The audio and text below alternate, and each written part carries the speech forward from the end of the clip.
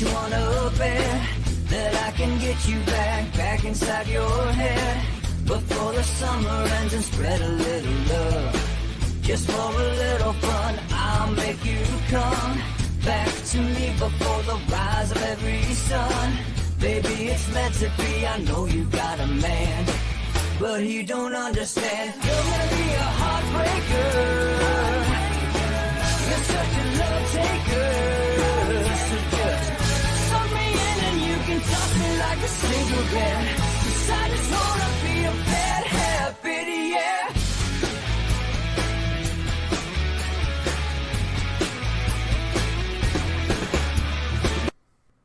Welcome to Inside the Numbers with the People's Pundit. And now here's your host, Rich Barris. What's up, folks? It's Rich Barris, People's Pundit. All right, welcome to Inside the Numbers. A little interesting morning today. Kind of threw us in a little bit of a, what do we do? Do we add this last minute or not? So we will. I mean, we can do it. Yeah, Rumble link is up, folks. Threw it in there for everyone on YouTube, but usually it goes up, across everything. But pretty sure it goes up on locals first. All right, let's get through some videos. I really want to spend some time on FTX today because a lot of people don't understand this. It was a story, a little bit after the election, Sam Bankman-Fried and what is known collectively as FTX contributors and how much money they gave to certain entities, overwhelmingly Democrat, which we will get into, although there are a few notable exceptions like Mitt Willard Romney. And as of now, the debtors were sending out letters, and they were confidential letters that were basically saying we want our money back. All right. And it's amazing to me, especially post an election, that so few want to actually talk about this. I don't think anybody's even looking through the FEC lists that are going up. The deadline is the 28th of February. And folks, we're talking about millions upon millions upon millions upon millions of dollars. And yet pennies have been returned. And we're going to talk about why these debtors are essentially SOL. They're, out of luck. I mean, they're not going to get back the vast majority of this money, and we'll show you why.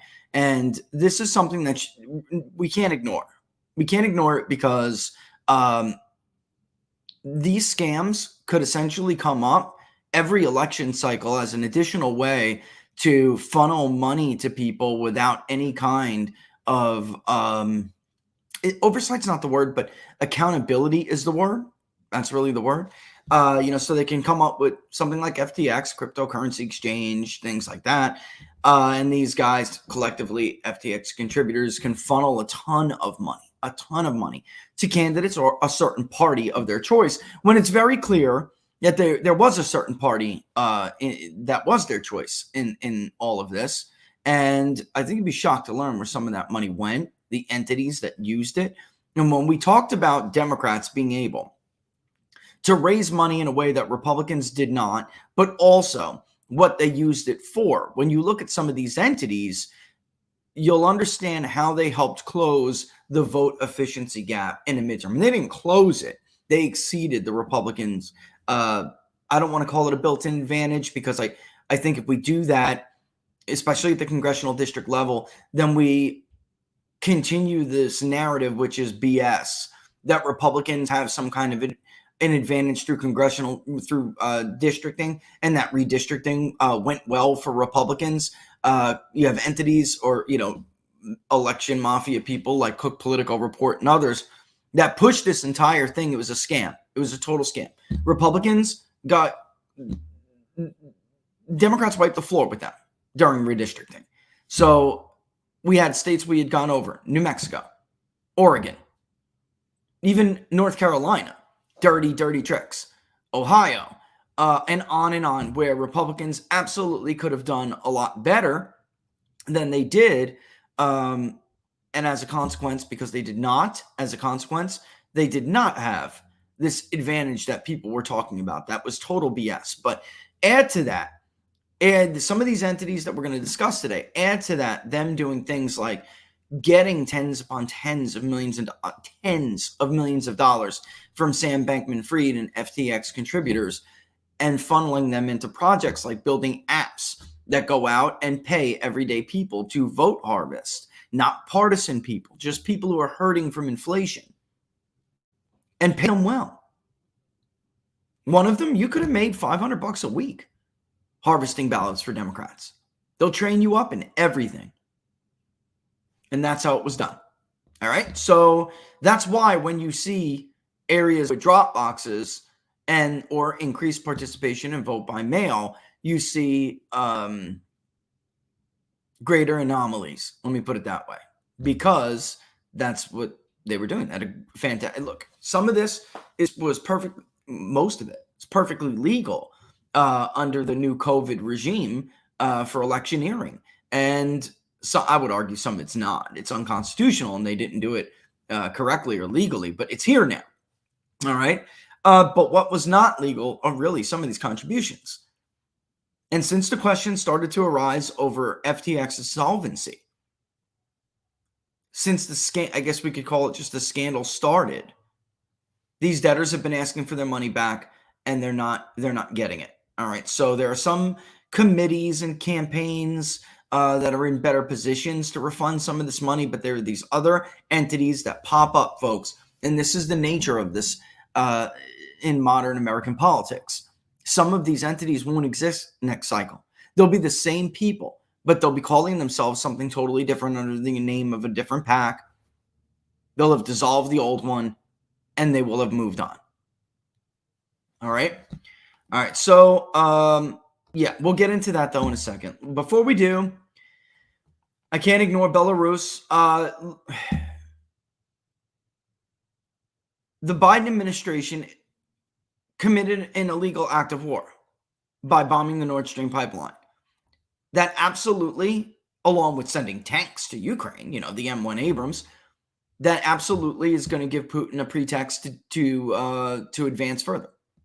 Let's just run it's a CNN. It's about 2 minutes. Let's run it. I want you to hear how they're phrasing it, and then we'll talk about it in a different way. All right, as usual. CNN's Fred Pleitgen is at the Devine Belarusian border crossing. Fred, as you're hearing these warnings from the U.S., from other Western allies, what more are you seeing on the actual ground? Hi there, Caitlin. Well, I can tell you, it certainly seems as though the Ukrainians are extremely concerned that there might be another invasion coming, also from the territory of Belarus, obviously involving Russian troops. I want to show you what's going on here, because we are in a pretty remarkable place. We're actually right on the border between Belarus and Ukraine. You can see here, this is some barbed wire fence. This was put up by the Belarusians, but only a couple of yards down the road over there, that is already Ukrainian territory. And as you guys can see, it's heavily fortified. There's several layers of barbed wire. There's also some things that were put up, earth mounds, to essentially stop anyone from going through there. That border crossing on the Ukrainian side is absolutely barricaded from what we can see. Now, we know that from the Belarusian side, this border crossing is actually still functioning. From the Ukrainian side, it isn't. All the border crossings to Belarus have been closed because the Ukrainians have that fear that they could be attacked from the territory of Belarus. One of the things that's also going on here that I just want to point out, Caitlin, is that there is actually some international trolling also going on here. If our camera operator, our photojournalist Claudia, can try and zoom in on that, you'll see there's a Ukrainian flag there, but the other flag next to that is actually the opposition flag of the Belarusian opposition. And I can tell you one thing, the Belarusian authorities are not happy about that. In fact, the border guys that we're around here with, they have called that a provocation by the Ukrainians. Now, we do have to point out we're on an organized press tour by the Belarusian government, so we're a bit restricted in our movement here in the country. And the northwestern border crossing, or one of the northwestern border crossings, and you'd probably find more Russian forces, for instance, in the northeast. But nevertheless, you can absolutely see the tension here between Belarus and Ukraine, as the Ukrainians obviously bracing for a possible another offensive by the Russians and fearing that there could be elements launched from this country here as well, Caitlin. Yeah, and given the role Belarus played in the initial invasion almost a year ago, you can see why the Ukrainians... That is not heavily fortified. That is a pile of sand with some barbed wire around it. One V2 rocket, and that whole thing is gone, along with anybody standing near it. This is absolutely expected. It's completely expected in my mind. He didn't, and it wouldn't even, I know what people are going to say. I really don't care. It's the truth. Read a book, folks. Read a book. That's why I put the book club thing up. He could have reacted a lot worse after the report by Seymour Hersh that we, in fact, were behind the Nord Stream pipeline. This is what happens when you're arrogant, when you're, frankly, stupid. Or when you're, Victoria Nuland and you're basically throwing it in their face, and then they find out that you did, in fact, do it. As you were lying to your NATO ally, Germany. I mean, listen. I mean, she's giddy. Senator Cruz, like you, I am, and I think the administration is very gratified to know that Nord Stream 2 is now, as you like to say, a hunk of metal at the bottom of the sea. All right, so you're happy about it. You're gratified, but now you have to suffer the consequences. You think you're going to do this? I mean, this is how careless these people. They wanted to do that in secret so they didn't have to worry about something like this. They didn't have to piss off Germany. The entire time, remember the Seymour Hersh article, the report, the entire time they're trying to figure out how to do this where they don't have to have congressional notification or oversight, where it can be done in secret using the NATO exercises as a pretext. Norway and others helping them, but it blew up in their face. And there's no way to deny it. Of course, Seymour Hersh is right. The report is correct. And everybody knew he was correct since Joe Biden did this and screwed them all. Threw all the operators under the bus. Poor naval diving teams. Really. Let me answer the first question first. If Russia invades, that means tanks or troops crossing the border of Ukraine again. Then there will be no longer a Nord Stream 2. We will bring an end to it. How will you do that exactly? Since the project and control of the project is within Germany's control. We will. I promise you, we'll be able to do it. Now, you think you're going to be able to go to NATO and the Germans, and if they do this, and ask them for their help? You think good old Schultz is going to say when you go up to him? What do you think they're going to say? We blew up your pipeline and gave them a reason to do this, but we need your help. We need your commitment. This is incredibly foolish. But instead of worrying about this, because where are they going to go? Where are they going to go from here? He threw it up. If the Russians invade, there won't be a Nord Stream 2. There won't be one. Okay, well, what are you going to do now? If the Russians and the Belarusians come across that border, what are you going to do? What's your response going to be? You going to give him tanks? Nope, already did that without him responding. I should clip the Joe Ken interview. We can go back. You're going to give him planes? Warplanes next? Because that's all out. That's an escalation of all out great power conflict. Americans don't want to fight a war with Russia. Inflation report that came out yesterday, which I was going to leave to the end. That's what they'll care about going in as we head now into the spring, which will go by quickly, and the summer driving season comes upon us. The cost of energy will rise, as it almost always does. If we were to do this and escalate even further, you think gas last year was expensive? It's just so predictable. It's so predictable, and it was completely avoidable. All right, so in the meantime, while we're talking about something like this. We do have elected officials. We do have U.S. senators being briefed on what's going out with the so-called UFO situation. And I normally find him to be a very serious man. I can't believe John Kennedy actually handled this like this as he came out of it yesterday. This has been going on for a long time. At least 2017. And last week we were told 2019. That's what I took away from it today. Thanks, guys. Appreciate it. Lock your doors tonight. Thank you. Lock your doors tonight. Come on, Senator. Are you serious? Normally, I gotta tell you, I find John Kennedy to be one of the more honest members of Congress. He'll usually shoot real straight with you. He's funny as all hell, but almost nothing he said there was serious or true. You were not told last week that this has been going on since 2019, and you did not just find out that they've been looking into this stuff since 2017, or these events have been happening since 2017. The Nimitz happened in 2004. All throughout the Iraq War, there were tons of these cases. And it's not these cases. This is something different. Why do I know that?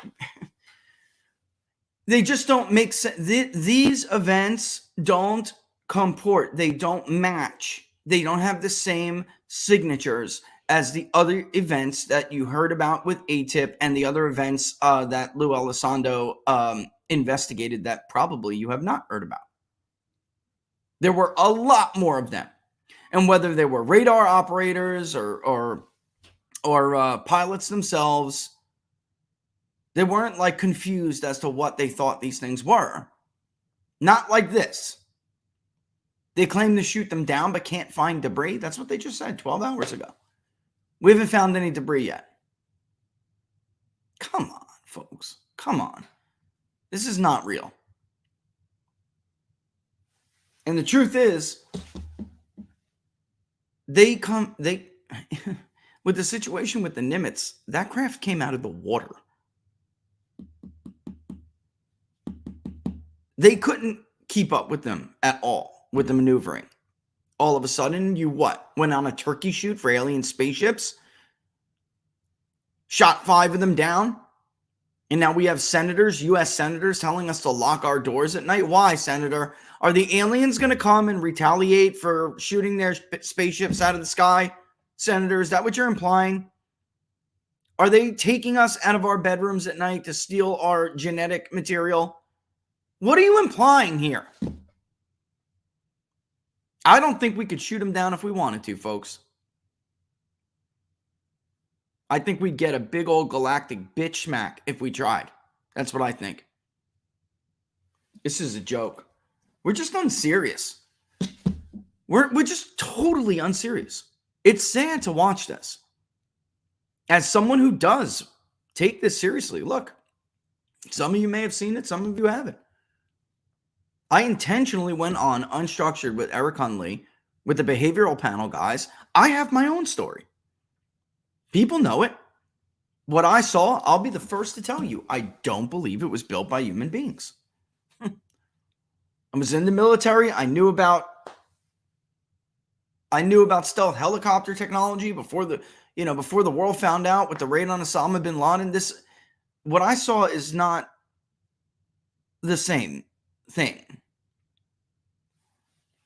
And so, I mean, I take the issue seriously. When a naval fighter pilot who has decades under, or God knows how many flight hours under his belt, the head of the squadron for the Nimitz says, for the flight crew in the Nimitz says that this was not a human-built craft. I take him seriously. He's not an unserious person. He's a credible person. He's been looking at the skies and flying hours, and hours. He knows just about everything that's up there. When he engages it and tries to keep up with it, and he says, this was a joke. I just find it really hard to believe that this is real. And also, I find it sad that they would be doing this because I think that we have train derailments. J.D. Vance said yesterday that these derailments over the last couple of years are way more than we think. I think it was Rich on, what's his name, from Big and Rich, tweet, there was one in Georgia, one in Tennessee, one in Ohio. What the hell's going on here? J.D. Vance said it's way more than that. Pete Buttigieg is like the worst transportation secretary ever. This is usually an easy job. It doesn't get much fanfare. It doesn't get much media coverage. You're basically just a guy in a chair, and I've never seen so many problems, in the sphere of the transportation secretary, in what is their responsibility, their area of responsibility, their AOR. And hundreds. Really? Did you know that? I didn't know that. Chemicals billowing out, wildlife dying. The EPA said the EPA is saying that the water is safe to drink right there. We have this going on. We have the Belarus border buildup. We have Biden bombs the Nord Stream pipeline. Nord Stream 2, totally illegally. It's an act of war. Chinese spy balloons in the sky, NORAD having to come out and say the administration's lying about the Chinese spy balloons being all over the continental U.S. while Trump was president. That did not happen. We have all of this going on. The president out there claiming that jobs, wage growth, and inflation, or jobs are up, wage growth is up, inflation is down. No, it's not. None of those three things are true. We have all of this going on. And we're using aliens as a scapegoat? Where's the debris? If I'm wrong, show me an alien spaceship, okay? Let me see the debris. I'm waiting. Any day now. And look, if they trot out a giant black triangle, like I saw, or they trot out a little, Travis Walton-like saucer, I'll be the first to say, sorry, I was wrong. Looks like they weren't gaslighting us. But this stuff will have an impact on public opinion. And if they're next year or this spring, because it's almost time to do it again, if we poll it again and there's like a significant increase in some of these questions that we ask, the percentage of people who say, yes, we do believe these are actually extraterrestrial aircraft, I'm actually going to be a little sad over it.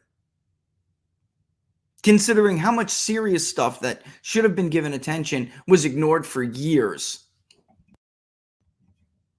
And I actually think that people who want this stuff to be true, you better be careful. Because if you've been working on this issue for years and this turns out to be a total sham and you bid it and rode with it, they will kill your credibility forever. So I'm talking about certain people who have like History Channel shows and crazy hair and crazy outfits and stuff. I'm talking to you guys. It's your life's work. Don't throw it away because you want it to be true. You should be operating under the assumption that these people lie their asses off. Government lies. That's what they do.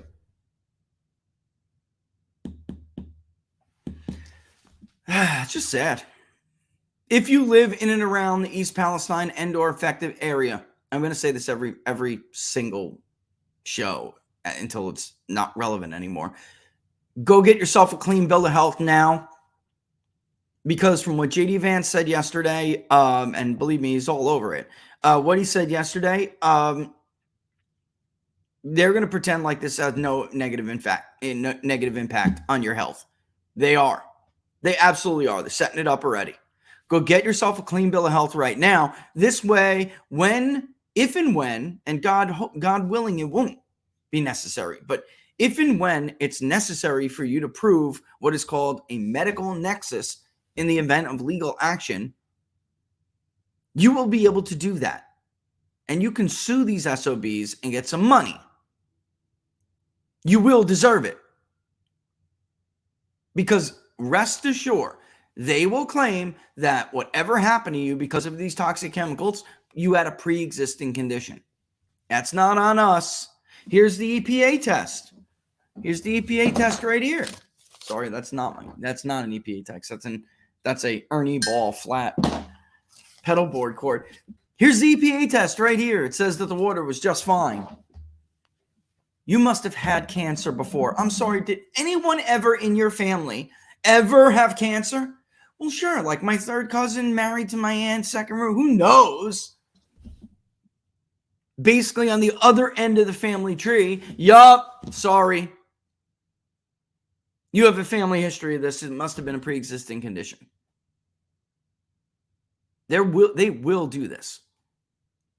And again, I brought it up the other day, but it's well known now, but for decades, Camp Lejeune, North Carolina, it's a great example. I got a buddy this happened to. For decades, they created that mini Chernobyl and refused to acknowledge that those Marines and people, civilians in the surrounding area, were poisoned by this stuff.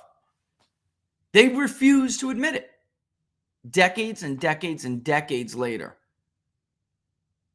class action lawsuits and a wave of individual lawsuits eventually, and by the way, VA claims, eventually got them to, shift on that issue and take some responsibility. But in this case, you could be talking about something at such a scale. The money could be crippling, economically crippling. You would have whole agencies like the EPA and FEMA on the chopping block if it comes to light that they didn't do their job. Or at least, the very least, some powerful heads will have to roll. So they will do what government always does.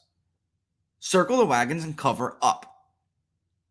And they will claim that you or your little baby or your wife or your other kids, whatever it may be, you were sick before, you had this before, and there is no nexus to this thing. Go get yourself a clean bill of health right now. All right, it's 12:30, and we'll come back to this. And I see a lot of you guys have a lot of questions and comments about it. I am telling you, if you've never listened to me before on anything else, listen to me now. If you are in that area, in and around the affected area, please go get a medical clean bill of health. Please. I know, Belmont. If aliens exist and have the technology to visit us, it would be stupid to think we could fight them. Of course. And we're just supposed to believe what, Belmont, right now?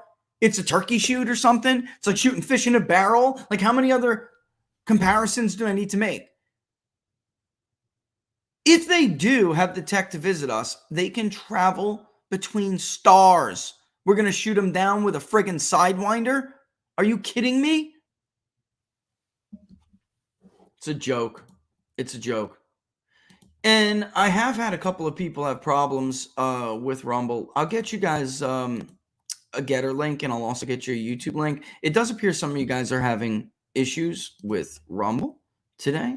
I see it. It's up for me, but it doesn't mean it isn't for you guys. There was an update for Google Chrome.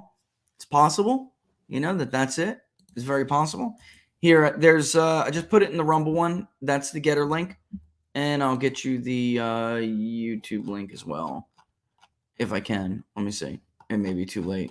Well, it's just too late for me to go back right now. But, wow, a lot of comments. Good, though. Good. Exactly. I'd like to hear your thoughts on this. All right, copy link address. And here you go, Rumble. Here is YouTube. Not that I want to encourage you to have to go to YouTube, but if you can't, then if you can't see it on Rumble, then like I said, there was a browser update through Chrome. So if you're on Chrome, that may be it. I don't know. But yeah, I'm not sure I want to spend too much time talking about aliens. I just think that Belmont is seeing the big picture here. There's just simply no way we would be able to deal with these things. There's just no way. Tatone says they started the Ukraine war, stole our tax money to give it to Ukraine, and then used the war to launder it back into their pockets to fortify another election. Well, amen. Amen. That about wraps it up, Tatone. That about sums it up nicely. It's exactly right. Such a scam. It's such a scam. And we're supposed to pretend as if like they're like, I'm tired of the good versus bad thing. That's just not how the international system works. All states are trying to impact, or all great powers. Let's say that, because the international system is, and yeah, that's the Mearsheimer in me talking, but I do consider myself to be an offensive realist. All states, great power nation states, who they're the ones who set the rules in the international system. You can be a smaller power and, impact things on the peripheral, but for the most part, the order and, the balancing coalitions and the balance of power, the status quo, is decided, of course, by great powers. All great powers are trying to affect that status quo to tip the balance of power in their favor. To give, and it's, think of it as in terms of relative power, not absolute, because there's only been one nation who's been able to really, there's a lot of debate over this, but there's only one nation where nobody debates that it achieved, whether it did or did not achieve at least regional hegemony, and that would be the United States. Other nations, Russia never did that during the Cold War. But however, it is a great power, or at least that people would argue it did. I've actually played devil's advocate on this and have argued that it was a hegemon, just not a very powerful one, because of the Warsaw Pact at one point. But it really does depend on what you think is, Russia's sphere of influence. It has two regions because it's so big. Of course, it has parts of Asia and it has parts of Europe. So if we were to get rid of Asia, just parts of it, if we were just to not think about parts of Asia, we could argue that it was, at the very least, like a limited hegemon for Eastern Europe in the Cold War era. But a lot of people debate that and argue it and say, yeah, the evidence isn't there. We can't really say that it was. So at least we know that, yes, there is the U.S. and they have been able to dominate their hemisphere and their region, whereas Russia had never been able to do that. But it is, I don't think it's debatable to say, I really don't, that Putin has been far less expansionist than the Bolsheviks during some of there are periods where they could not expand because they didn't have the grasp early on. They were too busy fighting the whites, and there were limited opportunities for expansion during the Cold War. But anytime they got a chance to, they did. Putin has always been very, and this is the problem with Western media. You don't know what he's saying. If you just listen and watch and read Western media, you really don't know what he's saying. If you listen to them only, you think that Putin is a monster dictator who wants to reconstitute the Soviet Union, right? That's what always hear from MSNBC to neocons on Fox News on Sean Hannity. You could hear it from, what's her name? She's a real winner, let me tell you. I forgot her name already, but Wallace. You could hear it from Nicole Wallace, or you could hear it from a guest on Hannity or something, or Laura Ingraham. That is the general idea of what Putin's goal is if you listen to Western media. That is not true. It's just not. Putin has always criticized how the Bolsheviks were too expansionists and cared more about the ideology than they did the Russian people, the core Russian people. So they put the Russian people suffered at the expense of their ideological fervor. They were socialists before they were Russians. And Putin says we should be Russians before anything else. So but he is a leader of a great power. And like every other great power, he's going to look for chances to expand where it's, smart to do it. Of course, people miscalculate, leaders miscalculate. This doesn't mean it's not rational. It wasn't a rational decision. It just means it was the wrong decision. You overexpanded and you made the mistake. The worst case of overexpansion in modern history is the Iraq War. The U.S. did not gain anything from the Iraq War. In fact, it upset the balance of power that made it weaker. What do I mean? What am I talking about? the coalition that came out of that is the anti-US NATO coalition is a stronger coalition now than it was before the Iraq War. There is no more Iraq. There is no more Saddam Hussein to help fight Iran every 10 years or so to cancel and balance them out. They're gone. So now the Iran that's left is a greater asset to the other powers in the coalition. Russia, China. And hold on, I know Laura's got something like really important here. Oh my God. I'm sorry, we're having an issue with our son. It's not, hopefully it'll be okay, but you might have noticed I'm a little bit distracted. I'll call her in a bit. Okay. That's bad news. Okay. Well, you guys don't want to hear about this. All right. Let's get into the FTX stuff and we'll come back after it. But, you know, that's what Putin is doing is sitting back and looking for points of NATO or US aggression where they're making mistakes and they're overshooting, they're overplaying their hand, so then he can actually, you know, do their responses, but they're not symmetrical responses. So if they came across the Belarus border into Ukraine, I'm not sure that response is as serious as blowing up the Nord Stream pipeline. I really don't. Or as consequential, anyway, to the global order. I think that NATO needed, or at least NATO members needed, that cheap gas, and we don't have it to give to them anymore. So Putin's going to use every opportunity he can to justify doing something else. So I wouldn't be surprised at all if they did this. Normally, I would say maybe this is propaganda, but it probably isn't. It probably isn't. It's probably legit, and he's probably going to do it because it's now public. And if they have something to say about it, he'll just trot out there and say, you committed an act of war against me. People would say, oh, well, he invaded Ukraine. Ukraine is not part of NATO. This is something that really needs to get in some people's heads out there. Ukraine is not our problem. It's not our obligation. And of course, there's a lot of what is probably, like I said, is probably Russia behind it. Propaganda out there saying Poland's getting ready to invade. I don't think so. I don't think so. So with that in mind, let's move to FTX. All right. This is Sam Bankman-Fried. Real doozy, let me tell you. All right. I'm going to read something from the guys at the decision desk. And I don't think Derek Willis wrote it, I think. Derek, you write this, Derek? I think you did. I think it's worth crediting Derek because he gave me a lot of talking points here.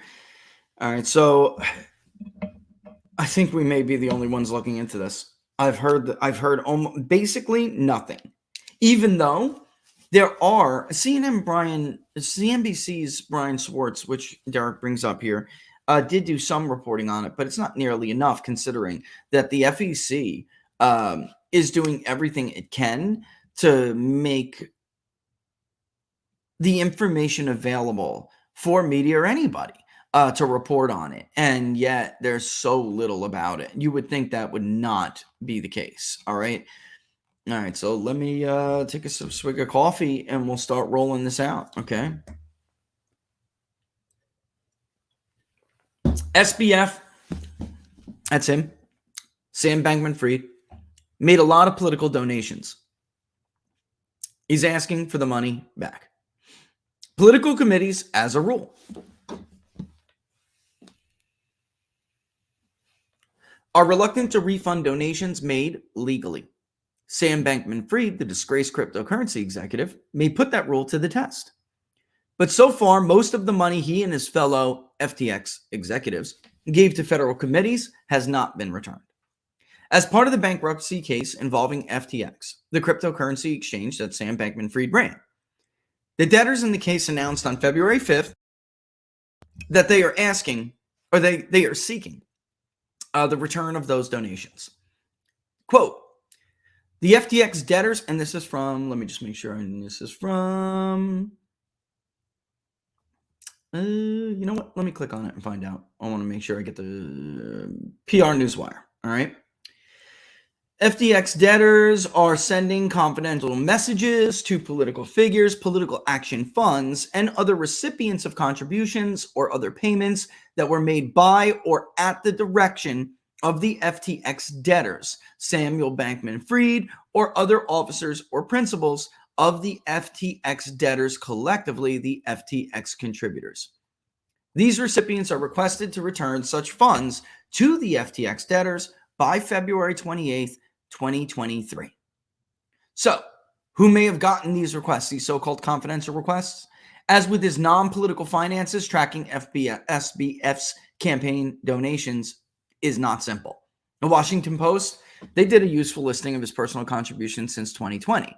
But as CNBC's Brian Schwartz detailed in December, his money went beyond what he personally is listed as giving, to include various firms he was involved with, family, and friends. In other words, if you're looking through, the black and white documents, folks, you can't tell just by a simple search for Mr. Fried everything that came from him.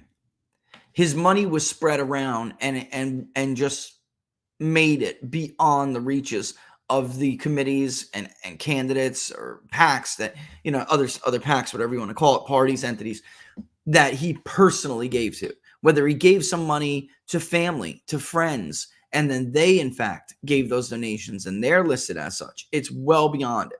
Let's start with his personal donations. The FEC lists 235 contributions totaling more than 46 million. And actually, I think I want to give this to you. I think I want to give this link to you. Hang on. Yes, I do. All right. It's for locals. Here it is. This is to the FEC. Okay. Let me just do the email campaign so I don't lose it. You know what? This should do it. I hope I don't. I trying to cut off the UTM, but let me see if it does it without the UTM code on it. Yes, it does. Okay. So locals, here it is first. Getter, here you go. It's amazing. If you have time, pour through it. I think it's important that I give this to you. Rumble, here you go. Boom. Bada bing, bada boom. Okay. All right. So that's the link to the FEC record, which is 235 contributions totaling more than $46 million. All but one of them occurring since late 2020. The other one is from 2010, which means, get this, he would have been 18 when he gave $1,000 to Colorado Senator Michael Bennett's 2010 campaign. All right. And again, hat tip to, and I think it's Derek Willis who put this together at Decision Desk. For many of the donations, he lists his employer as FTX, but some list Alameda Research, SBF's hedge fund. Those contributions are spread across more than 170 committees, mostly Democrats, a vast majority, but with some Republican recipients in the mix. More than 42 million went to just 6 recipients.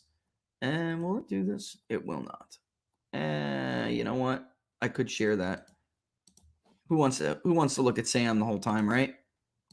Probably not you. Let's get rid of all Sam. All right. There's the FE6 record.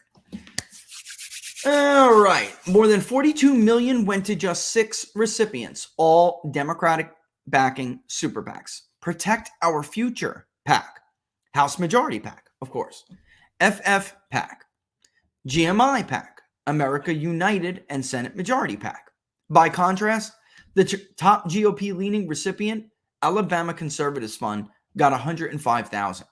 And why is that? If a liberal did something like that, they're hedging their bets. Who's going to win in Alabama, folks? But if you have some interest in a stake in Alabama and you want to play, you give to both. That's why, think back to 2016 when, some of his opponents in the Republican primary would say about Donald Trump, you donated to this Democrat. And he's like, yeah, I gave to both. I've bought politicians on both sides of the aisle. That's what Trump would say, right? So, if Republicans are going to win, it's probably smart if you want to have a seat at the table. SBF gave Protect Our Future PAC, which played in key multiple Democratic House primaries, where the underreported story was that the Bernie Sanders wing wiped out the so-called moderate Democrat in many of these key House races. A total of $27 million went to that PAC alone. And that money is gone. That's why requesting this to be sent back, it's gone. PACs will not be in a position to give this money back, even if they wanted to do it and be symbolic about it. Even though, like Derek said, PACs have a habit, as long as the contribution was legal, it is a culture since the advent of PACs. You don't get your money back. Why? Because these people play musical chairs. They start a new PAC every cycle and then move on. The Super PAC reported a total of just, are you ready? $334,000 cash in hand at the end of 2022. They spent it all.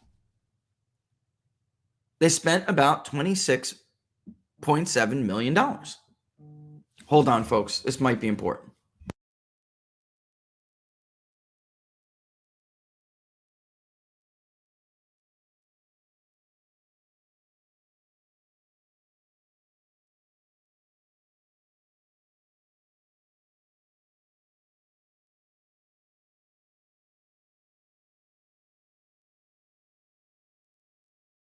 Sorry. I didn't know if that was the hospital, so I picked it up. All right. And I may have to do that again. All right. But anyway, there's, it's hard to do. There's nothing you can do. So you just try to carry on until you can. Of the other super PACs, perhaps only the House Majority PAC and the Senate Majority PAC could even hope to refund the money. But I would be shocked if they did so. Me too. I doubt that. Again, they're just not going to do it.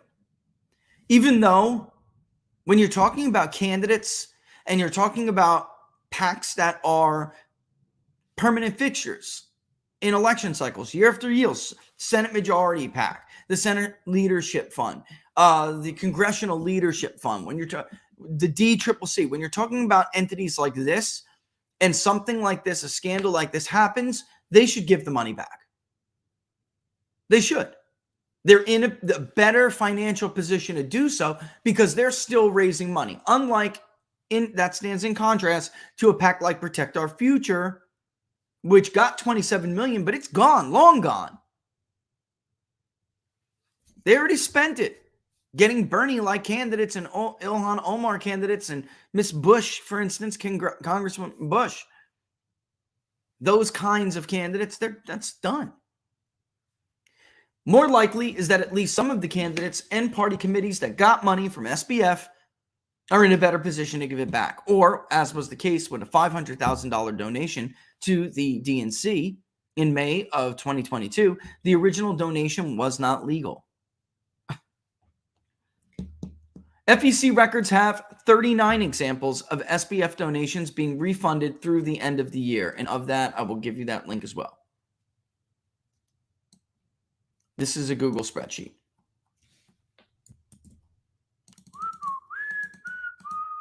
And you shouldn't have to. You should have the ability to access it. And what did I do? I did Getter. I did locals. Nope. You gotta do locals. Okay. YouTube. Did you get that? YouTube? Did you get the original link?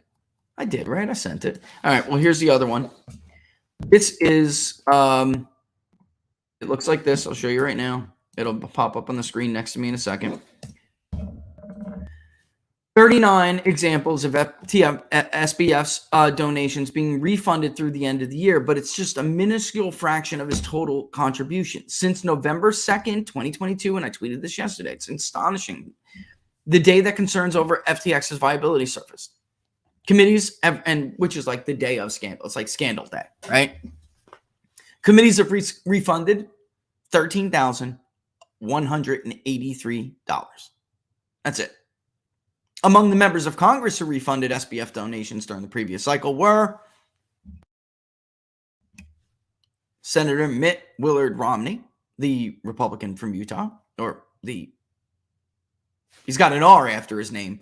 I don't know if I'd consider him a Republican. Notable exception, but he was the 2012 Republican nominee. Believe this? Representatives Ruben Gallego, Democrat of Arizona. Haley Stevens, Democrat, Michigan. Josh Gottheimer, Democrat, New Jersey. Jim Costa, Democrat, California. That's, hold on one second. And again, I'd be the first to tell you Kevin McCarthy is doing a better job than I expected, but Jim Costa, that's Kevin's buddy right there. Right next to Kevin. And look, you know, I'm not taking a swipe at the guy. It's just the truth. Jim Costa, Democrat, California. Salud Carvajal, Democrat, California. Andy Kim, Democrat, New Jersey. But those refunds are only a fraction of the donations SBF made. Committees tied to at least 16 sitting senators got donations, for example. So we're talking about nothing. We're to peanuts. Thanks to a large contribution to a Democratic Party joint fundraising committee, every state party committee got money from SBF. Every single state party committee. And that was in large part due to a Democratic Party joint fundraising committee, much like the way Trump had a joint committee with the RNC. All right. As did many leadership PACs. In some cases, when they got money or get money from donors who later become, shall we say, undesirable, committees will donate the equivalent amount to charity or sometimes just send money to the U.S. Treasury. It is not uncommon for this to happen. When there are donations to committees, PACs are committees, yes. And then later you find out, wow, that guy was a pedophile or something, right? Like, or Alex, what's his name? Harvey Weinstein. Okay. What other good examples are there? I'm not sure they did it with Ed Buck, actually. But something like that happens where it's a public stain and you're like, ew, we can't be tied to that guy. Why don't you just send that money over to, like, on the Democratic side, it would be like Greenpeace or something, or the Sierra Club, right? Something like that. On the Republican side, you know, they would have their own. But it would go to some charity, or often too, with Democrats, they'll send it to the Treasury, all right? But the February 5th statement from FTX Debtors says that wouldn't necessarily stop them from seeking a refund. And this is a quote again from that letter that we brought up at the beginning. Recipients are cautioned that making a payment or donation to a third party, including a charity, in the amount of any payment received from an FTX contributor does not prevent the FTX debtors from seeking recovery from the recipient of any subsequent transferee. All right, so these people are real pieces of work. They really are. What they're saying, and it's not a nutshell, it's what they're saying. If you give that money to, like, Shriners Hospital, we're going to come after Shriners Hospital. We're going to take that money from the kids. We're going to come, we're going to go after, like, St. Jude's or something. So if this had happened to some people that I know, like, they would maybe consider giving charities like that. And these people are saying they would take that. They would go after them. So you're not alleviating yourself of this. You're just making us go after whatever charity that you did. All right. Some Democrats, such as Representative Brad Sherman, Democrat California, have pointed out that while SBF's donations mostly went to Democrats, the co-CEO of FTX, Ryan Salam alaikum, I don't know, made $24 million in contributions, mainly to GOP-affiliated committees. Presumably, those donations also would be covered under the FTX bankruptcy case. So let's take a look, shall we, to see who's already issued some of those refunds. And like I said, Mitt Willard Romney was in fact one of them. I would send you that link, but it's not appearing to work. I must have copied and pasted it wrong. That's why I had a link for the 24 million in contributions, but I must have copied and pasted it wrong. FEC records show that just shy of 100,000 of Salam's contributions have been refunded through the end of 2022. So very clearly, Republicans are doing a better job of getting the money back, but still. Among those giving money back are Speaker of the House, Kevin McCarthy, Representative Republican from California. Senators Romney and Mike Lee, Republicans from Utah. Ron Johnson, Republican, Wisconsin. Deb Fischer, Republican, Nebraska. Cindy Hyde-Smith, Republican, Mississippi. And Lindsey Graham, Republican from South Carolina. Representatives David Valadao, Republicans from California. Brad Finstad, Republican from Minnesota. Mike Gallagher, Republican from Wisconsin. Mike Simpson, Republican, Idaho, are among the lawmakers who have issued refunds as well. Most of those refunds occurred in November and December. So, obviously, and I had heard when this came out that Kevin McCarthy was going to get it. It wasn't just him, but it was people around him in his circle, in his congregation, which you can clearly see. Look, David Valadao, right? And there was someone else. There was somebody else that was in the McCarthy orbit who got money. But then they gave it back, right? There, or at least there are some giving, some of that had given those back. And that most of them had occurred by November and December already. Okay. Democrats, on the other hand,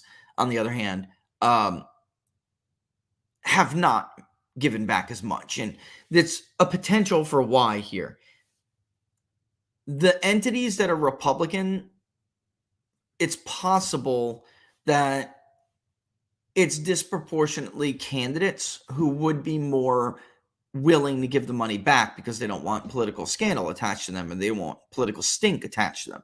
Democrats are much better at the PAC game. Even though Citizens United was supposed to be the biggest corrupt thing in the world, Democrats have no problem taking advantage of Citizens United.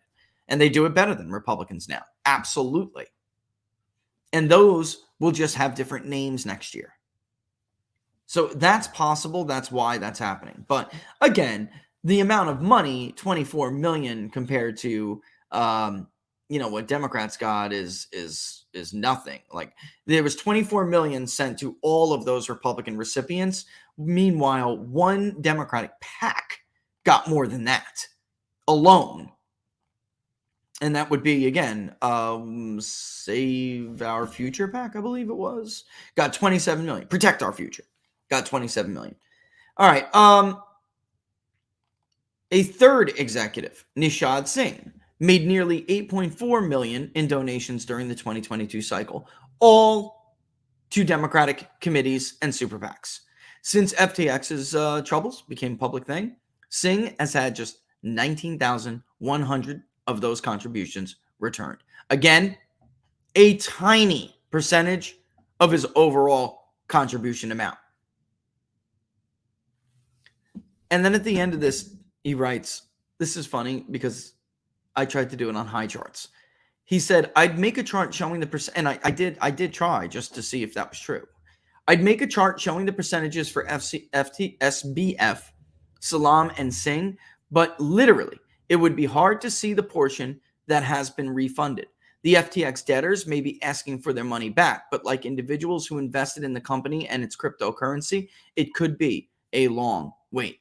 In other words, if you were to try to make a donut chart and you're going to have two colors on the donut chart to represent the two portions of money returned and total, showing what a percentage, whatever it may be, total dollars plus percentage, it's so tiny you could barely see it. If you use a bar chart or a column chart, the bars and columns barely show up because, of course, this is about proportionality. And if the overall grid of these, for instance, of a column or a bar chart, the overall grid is going to have a minimum and a maximum set to be able to, deal with these kinds of figures. The amounts that go into it, even the smaller contributions from Nishad Singh, 8.4 million. So let's say you have a 0 to 10 million min-max for the grid. If you're only inputting 19,100 for your second series on the chart, you're not even going to see it. You're not even going to see it. In a pie chart, same thing. A donut chart, same thing. You would see basically what looks like a plot band on a donut chart. That's it. It's hard to get the mouse to hover over it so you can actually select that series so it pops up in the tooltip. What I worry about here and why I'm making this a thing this year, what I'm worried about, folks, is that this will be like a thing from in the future. And we'll see other sham, financially not viable companies like this with their CEOs, their COOs, right? Management, executives, whatever you want to call them, doing things like this. And we'll see what happens to them in the process, but I strongly suspect nothing. Even though SBF's, several of their, significant amount of those contributions were not even legal. So we'll see. We'll see. I'd like to get your thoughts on that. I do have to bring this up. Is Nikki Haley just farting in the wind? I think what we're really clearly seeing here, and now what? You're looking at South Carolina in this case. I know they're trying to get John Sununu to run out in New Hampshire. I know they're trying to get Ron DeSantis to run. We talked about this before. What they're trying to do is and Tim Scott, by the way, they would love, even though I think their thinking is backwards, they would love to have two high name rec, what they believe to be popular politicians in their state run for the Republican nomination, because when we get to the state, the contest in their state, you may or may not remember Mitt Romney's strategy. Nikki Haley's awful and evil. You may or may not remember Mitt Romney's strategy. I believe it was the University of Utah or something where he brought this up, where he said, if you're voting in Florida, vote for Marco Rubio. If you're voting in Ohio, vote for John Kasich. If you're voting in this state, vote for that person. What they're clearly going to try to do here is get a bunch of people who don't really have a snowball's chance in hell of winning in their own, the entire nomination. But they feel that they may have a chance to win in their own state. This way they can deny Donald Trump enough delegates outright to secure the nomination. If he does things like he did last time and just sweep all 50 counties in South Carolina, which he probably would, they're thinking maybe they can pluck off, one or two urban counties if Nikki Haley runs, and that will deny him all 50 delegates, ultimately denying him enough delegates to secure the nomination outright. So when they get to the convention, they can choose whoever they want to be the Republican nominee at the convention. I know that's what they're doing. I know it for a fact.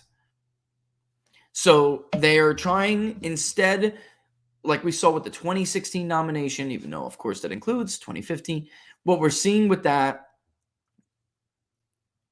what we're seeing now is what they did back then, only back then it was very hastily put together plan. It was a strategy that was a Hail Mary at the time. They didn't have a lot of time to try to implement it and to push it. Here they have what they view to be all the time in the world. So they can stop him. All right. Which is why, folks, it's all part of a grander plan. It really is. Which included the almost inexplicable, although it's not once you know what's really going on, decisions by the Republican Governors Association to, not help Doug Mastriano, to not help Tim Michaels, to not help Tudor Dixon, to not help Kerry Lake. Georgia, they already got their guy Brian Kemp in there. They need to deny him 270 plus electoral votes, if 270. They need to deny him 270. And with Doug Mastriano as the governor of the governor of Pennsylvania, he's actually going to prosecute an election. Legitimately, I don't know what other word to use. If Kerry Lake was the governor of Arizona, it would have hurt first of all, the cartels. Absolutely. That it would have. But Kerry Lake would not only have made sure that things were different, but also they really risk her looking back to see what might have occurred. Somebody asked me my thoughts the other day about a thread that Rasmussen Reports did that basically said, why did Runback, a day after the first reported death from COVID-19 in Washington, why did the third-party contractor, it's liberal, Runback in Arizona, place the largest order for drop-off ballot printers when there weren't even drop boxes and unsolicited vote by mail at that point? Why would they have done that? How did they know? There were no coincidences. There are no coincidences in politics, or very few, because they knew they were going to do that. They knew they were going to use the pandemic long before to change the regime into the new COVID regime, because they never could get this stuff at the ballot box. They never could, never would be able to. Now everyone's kind of used to it.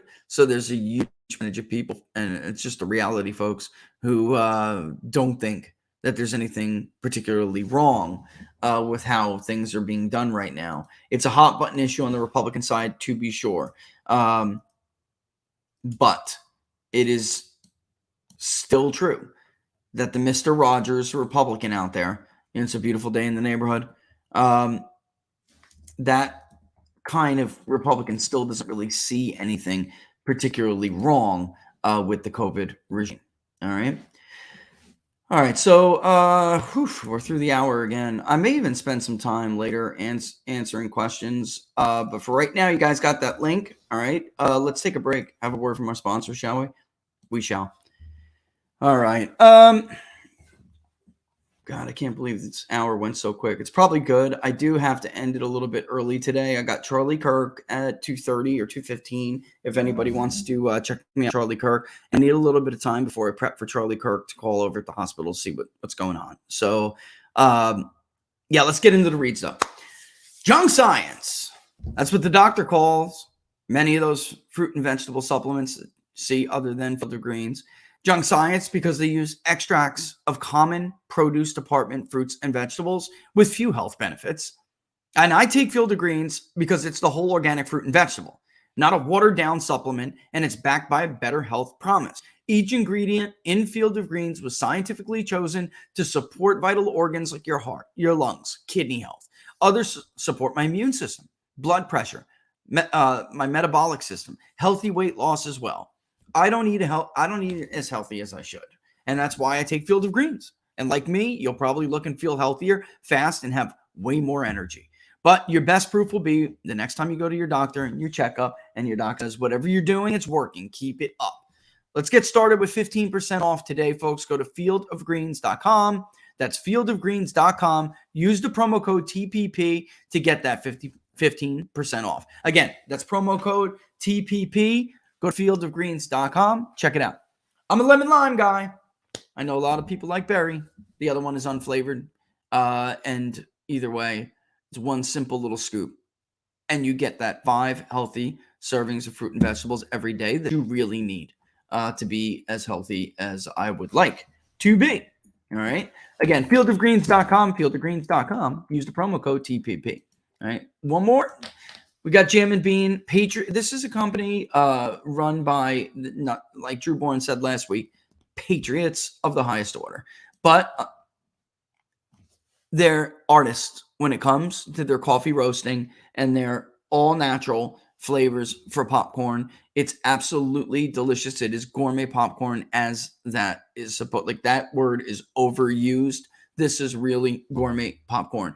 Go to jamandbean.com. That link is in the description as well, but it's JAMN Bean, BEANE, BEAN.com. Excuse me, jamandbean.com. Just check the link out in the description. Use the promo code. Keep it real simple here, folks. TPP to get 10% off your order. If you're a K-Pod drinker, what's really great about Jam and Bean is that it is. I don't know how they allowed to get away with this, but it's true. It's false advertising. When you go to the store and you look at like Starbucks or anyone else that says, oh, it's a medium roast. No, it's not really. I don't want to get in the weeds with the science behind it, but it's really just a dark roast with less coffee in it.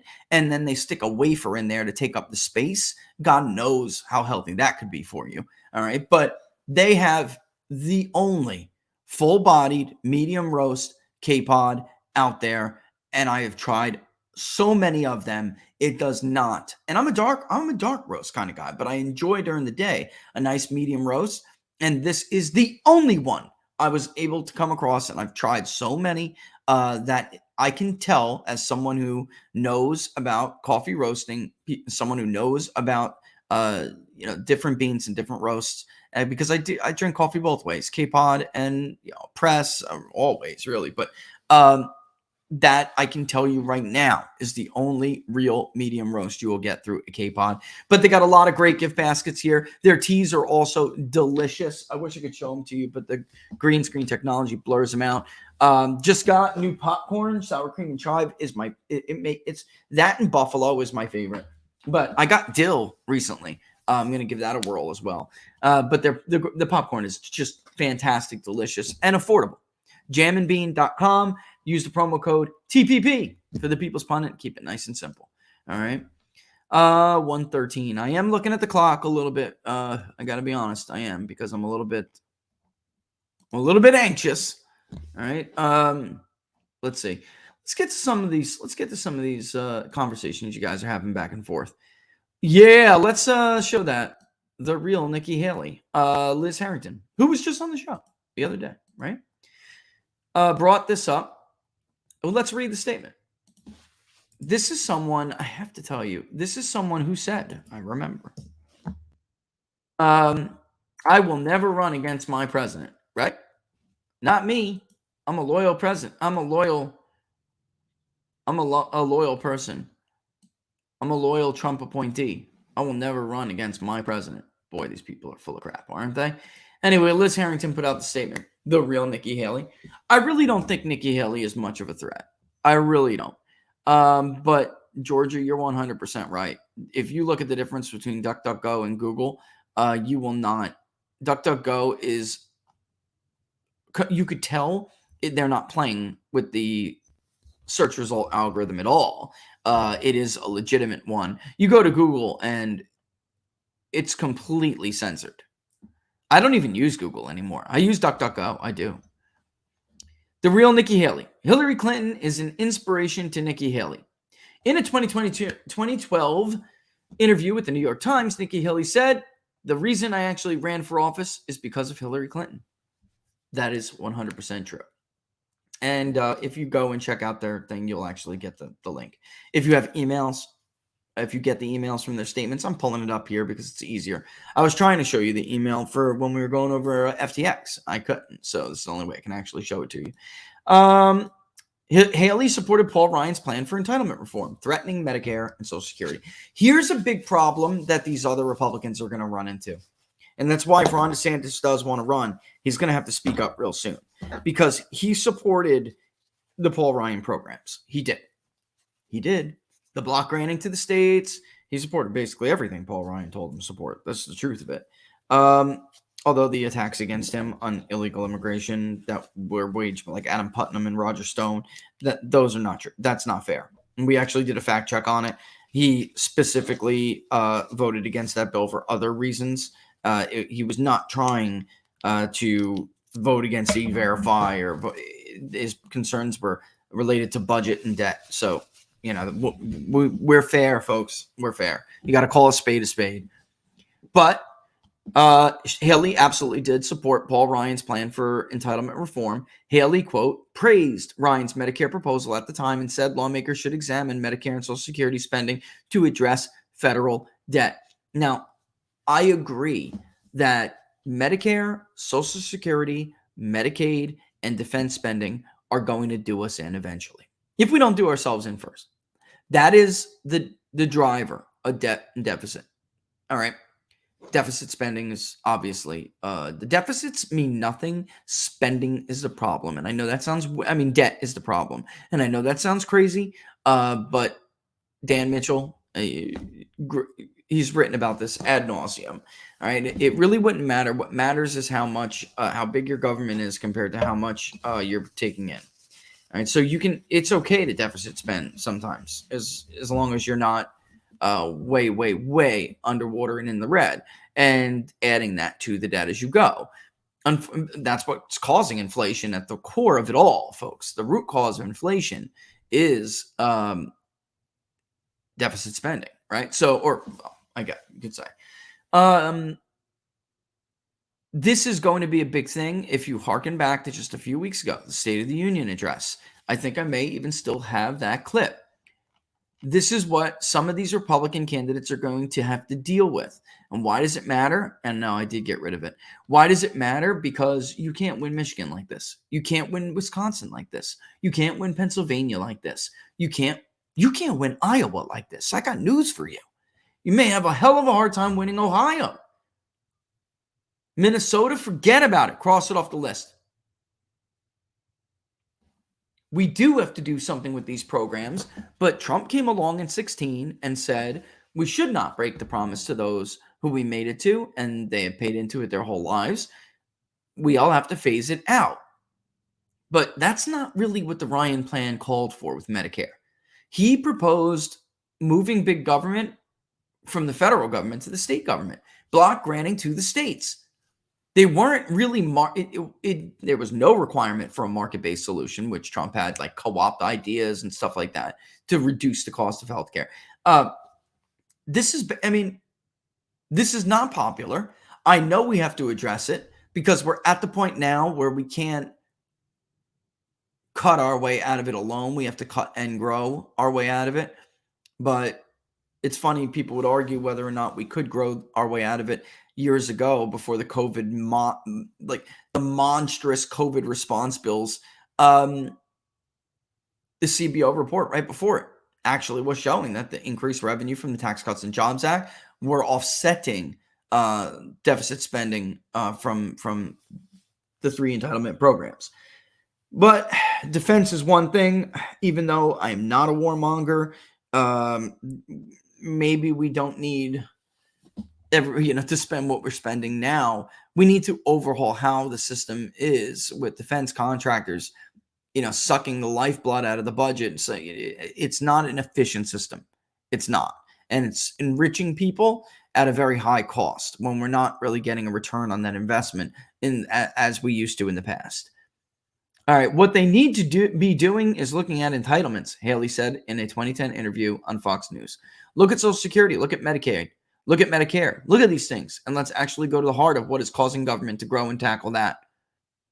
In a tweet highlighting a news article about Social Security costs, Haley wrote, "The pandemic is expected to weigh on the financial condition of Social Security, and that is time for Congress to start cutting, not spending." Again, I think we all can agree that something has to be done with these programs, but she's representative of the ancient Republican response to this. It is not a popular response. It's unwinnable with this message and this record. You cannot win. There's a reason why Trump broke the blue wall, why he turned Ohio from a -2, razor thin. Even going back to Bush's victories, razor thin victories in Ohio. Razor thin for Barack Obama, even.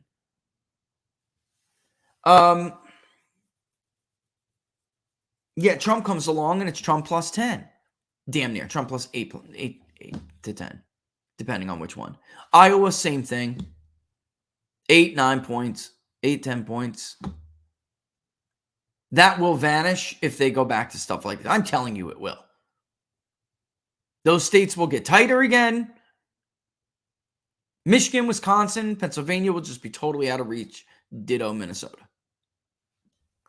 Instead of finding a peaceful solution to the Ukraine-Russia war, Haley has supported sending more American fighter planes to fuel the war. Absolutely, just did.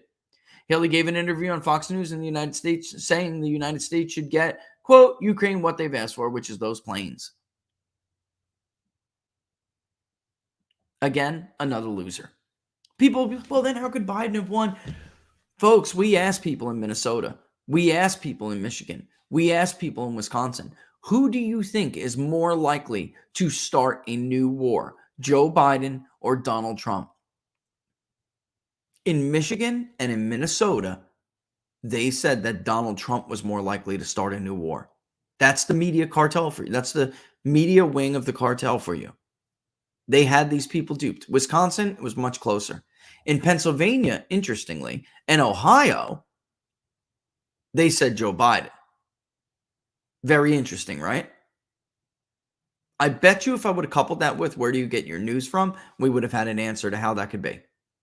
It's probably true that there are these Obama-Trump-like voters, Obama-Trump-Biden voters even, in states like Minnesota, in states like Michigan, that are not getting their information from alternative sources as much as people in Pennsylvania and in Ohio. I wouldn't be surprised at all to see that.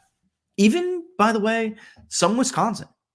I was really shocked when we did the Rittenhouse voir dire research. I was really shocked to see in Kenosha, because we did statewide and compared it to a separate population that we researched in Kenosha. And I was stunned to see, even in Kenosha, which is a Trump +5 county, how many people got their information from corporate cartel media.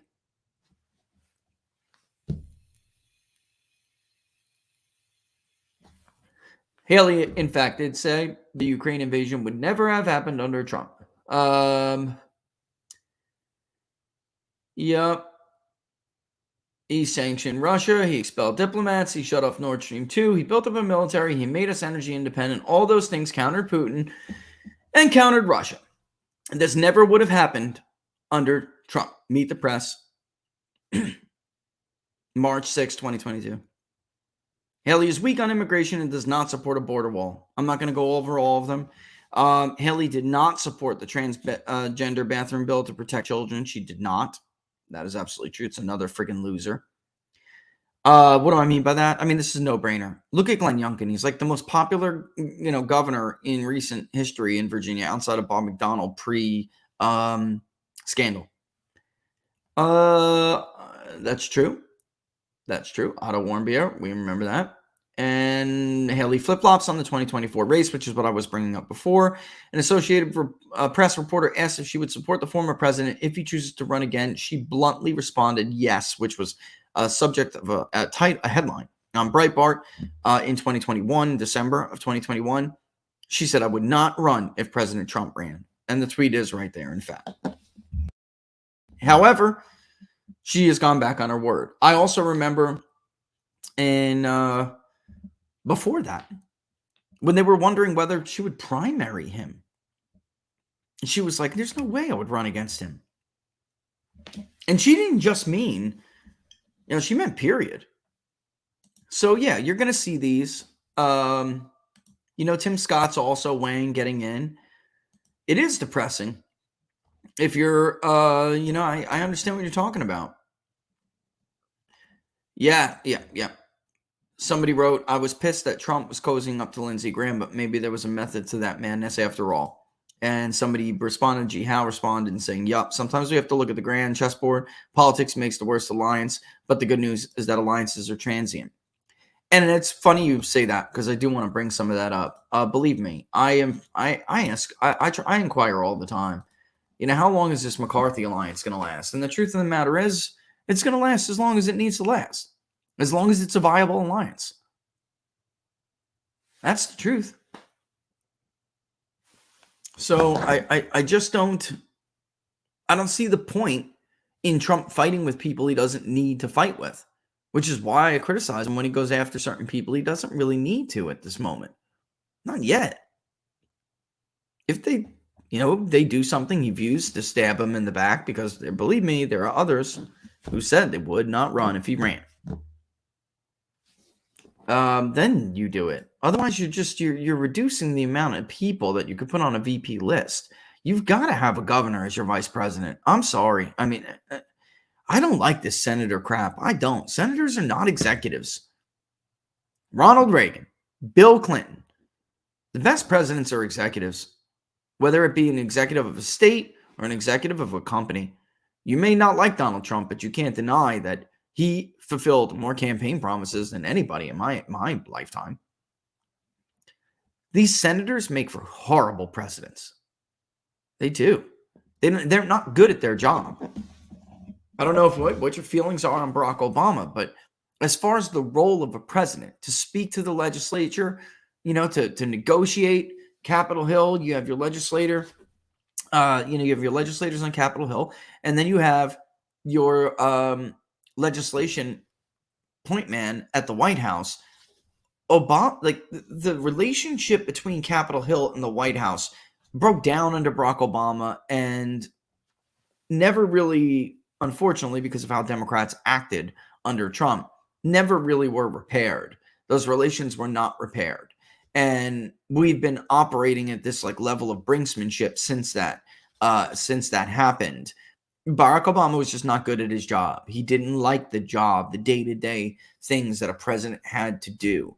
He wanted, he viewed the presidency in a different light. It's so different than Bill Clinton. It's so different than Trump. It's so different than Bush. Even, I don't know how, Herbert Walker Bush, he did it. I mean, but throughout his administration, what was he trying to do? Sell war, really. So to that end, you have to say he was successful in selling the war to Congress. He did. Remember babies in incubators? That was not true, but give it to the guy. His propaganda campaign worked. It worked beautifully. There were no babies in being thrown out of incubators. All right. That's sure okay. Anyway, so let's see what else we got here. I just don't see the point of him fighting with people if he doesn't need to. Like, he constantly butted heads with Paul Ryan. It wasn't good. It just wasn't a good look. And what do I mean by that, by the way, about Trump? They would have repaired this relationship because Trump liked being he liked doing the job of a president, which is, I don't want to say twisting elbows, but, using the bully pulpit, getting things done, making sure the sausage is done, bringing people up to the White House to smooze them. And what do you need to get this over the line? Where's your problems with this bill? What's your what's the hold up here? He did that. Barack Obama hated doing that crap. He would send Joe Biden, which is funny, but he did. And that's because Joe still had friends on Capitol Hill on both sides of the aisle. So he would do that. I got to put this super chat up because I think IWD is 100%. Why should the American people vote for more uniparty nonsense? Haley is part of a managed decline crowd, not a new Renaissance movement. The GOP is afraid the coming nationalist populist future. They are. Without a doubt. Evan, is Georgia gone for Republicans? No, absolutely not. They just aren't doing what needs to be done to take it back. And if you're going to pay your walkers $10 an hour and you don't have that many walkers at all, and your opponent is going to pay $40 an hour and they have a ton of them, Warnock outspent Walker by an extraordinary amount. And yet it was still just 1 point and they were forced into a runoff that Warnock, by all accounts, should have lost. They abandoned Walker. They abandoned him. And it's like, why in the hell would anybody want to put even somebody as beloved as Herschel Walker? Why would you want to put yourself up for this with this betrayal that is coming from the McConnells? Until somebody replaces Mitch McConnell, I just don't see why anybody would throw their hat in the ring for a state like that. I don't think Georgia is gone. It really is a matter of what IWD just said too. Republicans have got to get through this identity crisis because Kemp won, but he won by a smaller margin than some expected him to win by. He actually won by the margin we last polled him at. Yet Trump still outperformed him by 4 points. Why is Trump outperforming Kemp by 4 points? So if Kemp's ahead by 7, Trump's ahead by 11. I don't think George is gone. They're just things that need to be done. Republicans don't want to spend money on the things that they need to spend money on in order to win. Thanks for the super sticker, V. They have to start thinking about elections totally new light. We were just talking about that FTX money, right? And interestingly enough, let me see. Hold on 1 second. He didn't return it. I don't think he did. Hold on. Let me go back to it. Hold on. Let me go back to that link and see if I can answer that question. All right. While it loads up. Did McConnell's receive FTX money? I think I know the answer to it. I just want to make sure that I know for a fact. I mean, if you look at some of these, all right, there's Jimmy Panetta for Congress. That's where I stopped. Troy Carter for Congress, Massachusetts Democratic Party. I think I want to say for a fact he received the other guy's money, I think. But I don't know if he got from SBF. And that's what I'm looking at right now. Okay. The National Republican Congressional Committee absolutely did get 2 contributions from Fried in the month of July, $36.5 million. Or no, I'm sorry, excuse me, $36,500, along with another $8,500. So that's just something. Let's see if the National I want to say it did probably went under the guise of the NRSC, but let's wait. There's the DCCC. I mean, but dwarf the money that went to the DCCC just dwarfs the contributions to the Republican committees. Here's the Senate. Wow, just wow. For Democrats, just tons, just so much money. Boozman got money in Arkansas, and you remember there was a Green Beret running against Boozman. Lisa Murkowski got money from Sam Fried. Collins, yeah. Susan Collins did.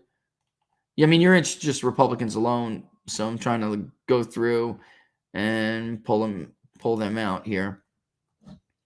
I'm not at all surprised to see that. Jeez, man. Every single state party for Democrats. Every single one. Georgia, Minnesota, Virginia, Arizona. They're all here. And they're all here. Even gave Biden the president after that. So, yeah, it doesn't look like it. It looks like Fried expected Republicans to win the House, so he threw them a nugget. And that's what these guys will do. And by the way, there were no donations to the National Republican Congressional Committee all through 21 or earlier in 22. It was only in the summer. All right. Remember the summer, July, when Morning Consult had like Democrats winning the generic ballot by 6-8 points. And there were some that were swinging wildly. For some reason, Sam Fried never thought that Democrats were going to be able to keep the House. By July, he was throwing crumbs to Republicans as a way to keep someplace, at some seat at the table. Last minute injection to New York Democrats. There's Jim Costa's donation. That's a max contribution. Tom Malinowski, he got it. That's interesting. And again, didn't matter. Now did it? Yeah, it's true. Senators make terrible executives. It is. It's absolutely true. Rosendale. Oh, you're not asking whether Rosendale got any money from Sam, right? No, he did not. But you're talking about beating John Tester. John Tester's good, tough. He's different. He's a different kind of animal. I think he's tough to beat. Last time, we had Tester winning by 2. He won by 2. What Republicans should be doing is promoting alt media and streamers. Highlight that a system is failing by seeking outside voices that attack credentialism. It's hard. That's attack credentialism. Hard. Absolutely. That's another great point by IWD. Absolutely. Without a doubt. Do you even see Democrats going on Fox anymore? When was the last time you saw Adam Schiff on Tucker Carlson? The flagship show for Fox News primetime? They're in their own cartel. And they're going to stay in their own cartel. Warnock's campaign expenditures. Oh, man. It was huge spending disparity. I think Cruz will have a tight race in 24. It depends who the nominee is for the Republican Party, but I do think it is possible because Cruz still represents an older wing of the Republican Party, and that's not what's winning Hispanics in the state of Texas. Notice, I just want to point out, yeah, Myra Flores and others were running as America Firsters. De La Cruz, but were they really? What did they do? What did Myra Flores do when she got to Congress on Ukraine? What did she do on some of these other issues that immediately people were like, well, that's the end of Myra Flores? Was she really America First? Why did they underperform Donald Trump in the Rio Grande so badly? El Paso, Zapata County, talking about, forget about regions. Jeez. And I worry Cruz isn't in as strong of a position as he thinks he is, or others think he is, because the suburban woman's not coming back. Not for a while. Not in the numbers that they need. And I think that's obviously really clear. And in return for these educated white voters in Harris County and elsewhere that they've lost, they're going to need working Hispanics.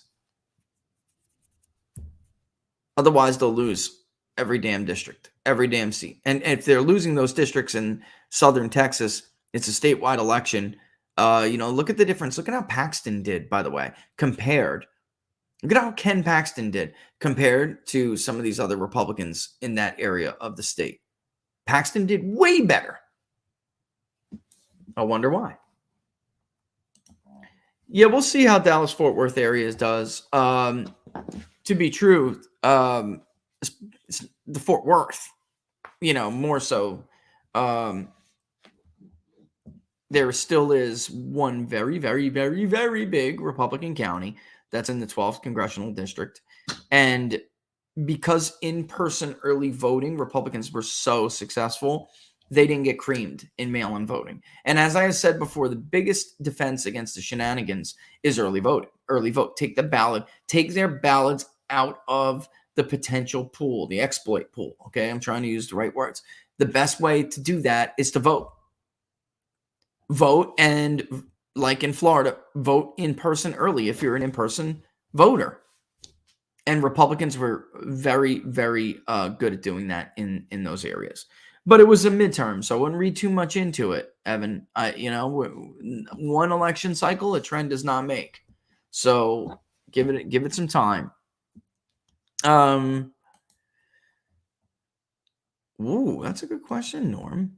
What do I think of the idea of the office of the president divesting domestic policy back to the House and Speaker to focus on foreign policy with the Senate?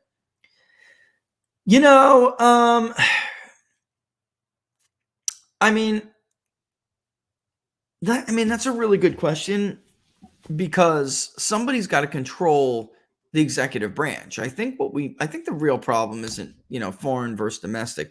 I think, and perhaps, like Woodrow Wilson really wanted to focus more on domestic stuff, and the war, screwed up some things he wanted to do, and he lamented it. But I think the real issue here is that Congress isn't doing their job countering the president on foreign stuff or even domestic stuff. They don't pull the purse strings, but they don't demand accountability when the president commits an illegal act of war, like blowing up an ally's pipeline, or a pipeline that was beneficial to an ally and was a direct security competitor. And then also, the presidency, somebody needs to rein in all of these agencies that are under the executive branch that's supposed to answer the president that isn't. If we were to do that, Norm, I worry that you would have agencies like the ATF and FBI get even more out of control, because they just find all these congressmen or their kids with like 17, 16-year-old prostitutes at like the Howard Johnson, and then they're not going to do anything. to conduct oversight. They're already complete failures on oversight. Complete failures. Okay. Thank God.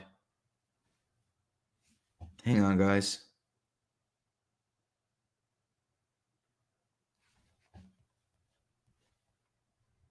Or he just didn't get him.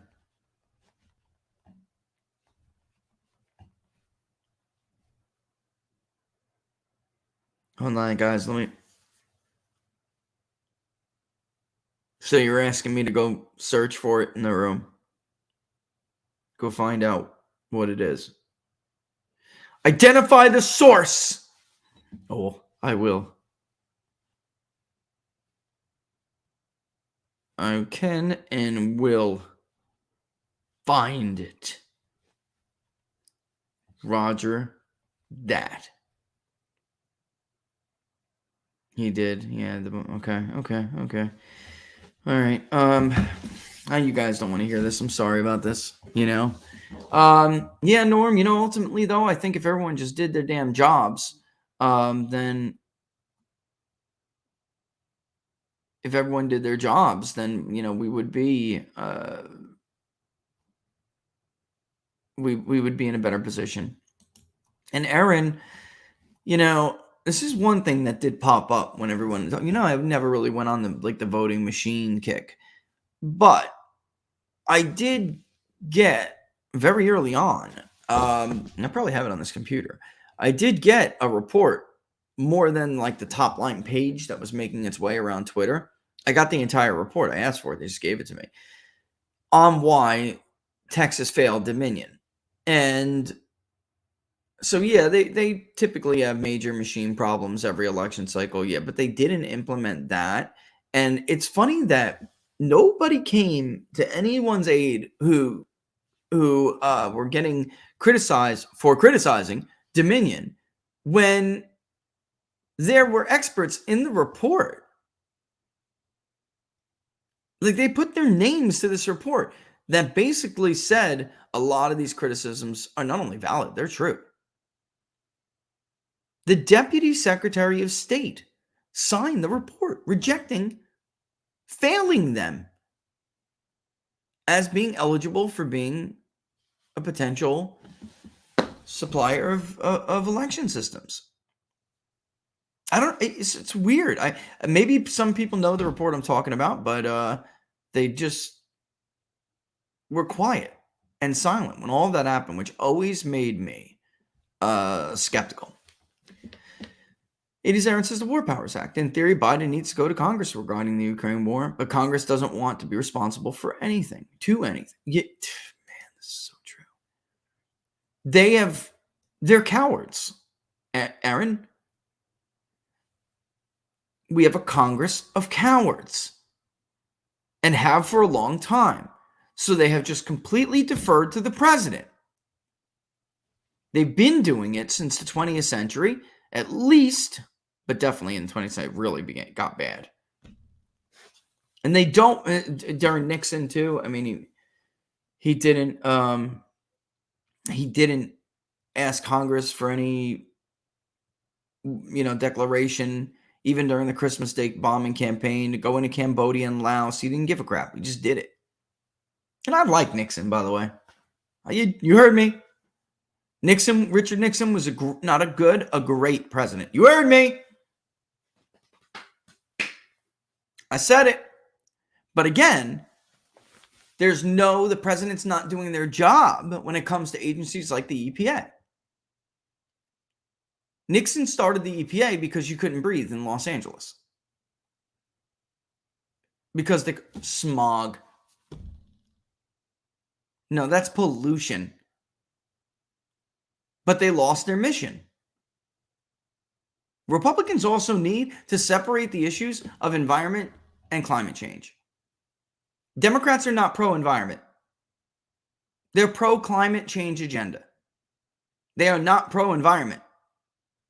Have you ever seen a Democrat-controlled area that's pro-environment? I haven't. They're all shitholes.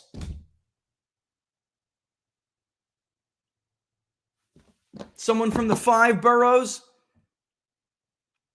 Born in New York. From Saratoga to Crompond to Rochester to Westchester to Suffolk to Kings to Queens. Everywhere they took care of went to shit. Every time they got in control, they destroyed everything. From the moment conservative, so-called conservative Democrats like Kirsten Gillibrand started winning areas that represented places like Bear Mountain, destroyed it. Dumps. So decent people in the 80s. Exodus, New Jersey, here we come. Democrats take over New Jersey. Shithole. Deny it. What's the most beautiful urban area in Florida? Miami. Urban. There's not too many urban areas in Miami, hands down. Why? Long tradition of conservative rule. It got liberal there for a hot minute.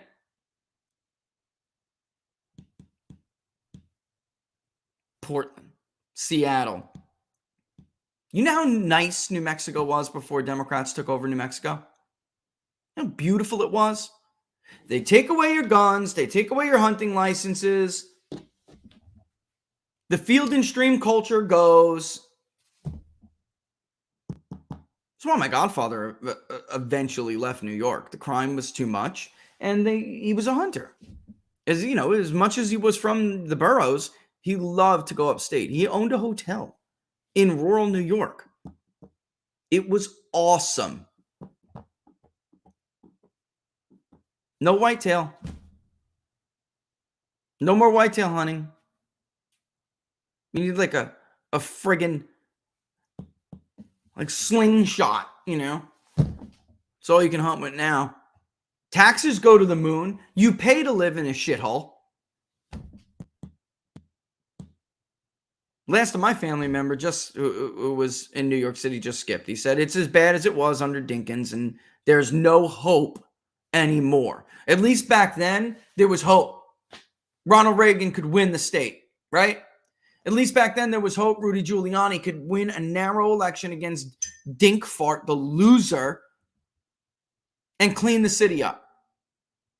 Bloomberg about to get his butt kicked. But Giuliani says, no. If you want to keep New York, all of the work we did, folks. Bloomberg was down double digits 48 hours before the election until Rudy Giuliani went to the microphone and said, if you want to keep New York from turning back into a shithole, vote for Michael Bloomberg. How long did it take for Comrade de Blasio and the rest of the so-called pro-environment Democrats to turn New York City back into a shithole? I couldn't say the word enough. Everywhere they go, they destroy. Everywhere. You talk to anybody who lives in Wake County, North Carolina, and they will tell you the bluer it got, the shittier it got. They destroy everywhere they go because this is a scam. Florida Republicans have proven it's a scam. Republicans are green. They are pro-environment because what the Democrats like AOC are talking about, she doesn't know anything about the environment. She's talking about an industry, not a geographic location, not the ecosystem.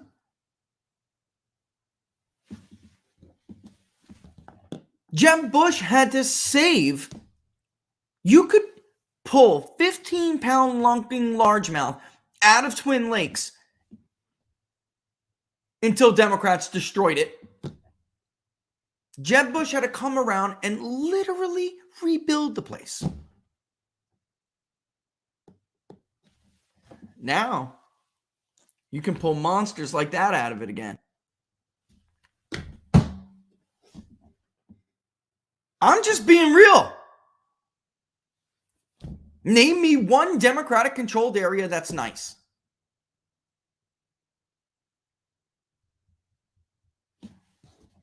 Nevada.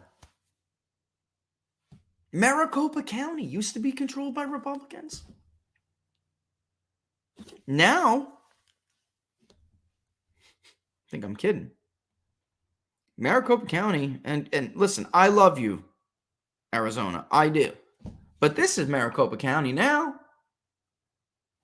Go to a gas station trying to get some damn pods. This is outside of an expensive hotel, adjacent to a decent suburban area. That's Maricopa County now. Why? What happened? Democrats. I'm sorry. And I'm not talking about you, Democratic voters. I'm talking about the politicians. Nobody knows better than me. Nobody. Few people. My life experience shows it. First vote I ever got to cast, my local election, was for a Democratic mayor.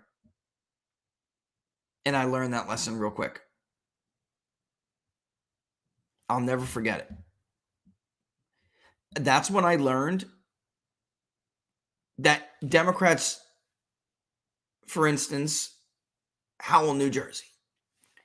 For a Republican, the environment is the Manasquan Reservoir. Keeping the Manasquan Reservoir clean. Keeping the streets clean. That's the environment in the Republicans' mind. Democrats, what they mean by clean is taxing you on your emissions on your car. What they mean by clean is building up Route 9 so badly that it turns into a shithole. And they're the ones who will say, and San Diego is turning into a pile of shit as well. Thank you. I'm so glad we can be honest with each other here in the last couple of minutes. And Laura's not here, so she can't yell at me for using the S word.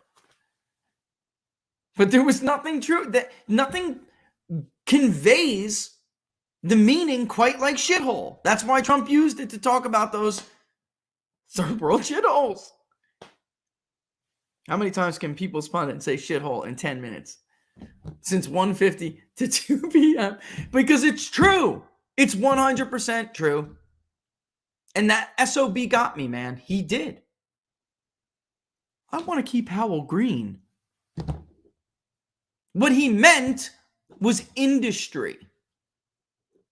He meant I want to charge you more for your inspection. I support the legislators who are doing that in Trenton. I want my cops to ticket you when they think you have a little too much smoke coming out of the back of your pipe because you're not rich enough to buy a brand new car with better emissions. Maybe you're rocking a 1993 Plymouth Acclaim or something. You don't have it. But in the meantime, you could trash the Manasquan Reservoir, no problem. Because that's not what they mean by the environment. That's the real environment, of course, but they don't care about that. Republican gets in and miraculously, the McDonald's bags disappear. No parachutes. The McDonald's bags disappear. The mulch gets relayed. The fish get restocked. The trees stop getting cut down. Wait, how could that be? I thought Republicans were the ones who were big business. Because I did think, like I said, I was young. And that's when I learned the difference between the environment and climate change. They are two very different issues. Climate change agenda is about a system of government and ideology and industry. The environment is about literally preserving the environment. Teddy Roosevelt was right. Hell, if it wasn't for a populist Republican, we wouldn't even have national parks like we have today. They'd have destroyed them a long time ago. At least a lot of them. Hiking trains in northwestern Washington are littered with fast food wrappers and drug paraphernalia, now thanks to California transplants. Also, see Seattle. I know it.